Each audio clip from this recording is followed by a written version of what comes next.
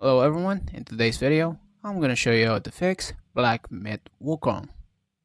This will be a very quick and easy tutorial on how to fix the crashes and not even launching on your PC. Before we do begin with the video, make sure to like the video, subscribe to the channel with all notifications on, and if you do have any questions, don't forget to comment down in the comment section down below and I'll answer it for you.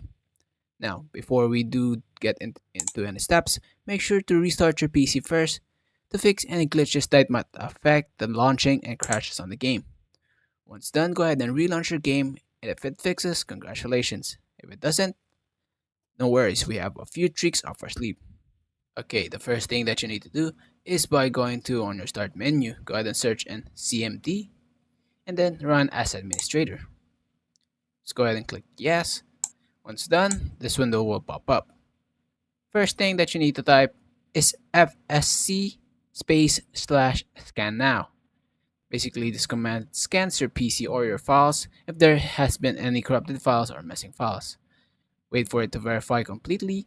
Once done, go ahead and type in dism slash online slash cleanup image slash restore help to fix corrupted Windows files.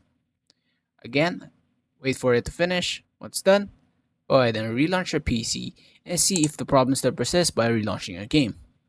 Now, no worries, we have a few more steps up our sleeve. Next, we will be adjusting the launch options. To do so, go to your Steam, click on Library, right click on your game, click on Properties. Over here, go to General, and on the launch options, go ahead and type in -dx11 or maybe -dx12. You have to go ahead and test both of these out to see if it improves stability on your game so it won't crash any longer. Next step, go ahead and click on your Steam on the top left, click on Settings, In-Game, and enable Steam Overlay while in game. If you don't really need it, just go ahead and disable it so it improves stability.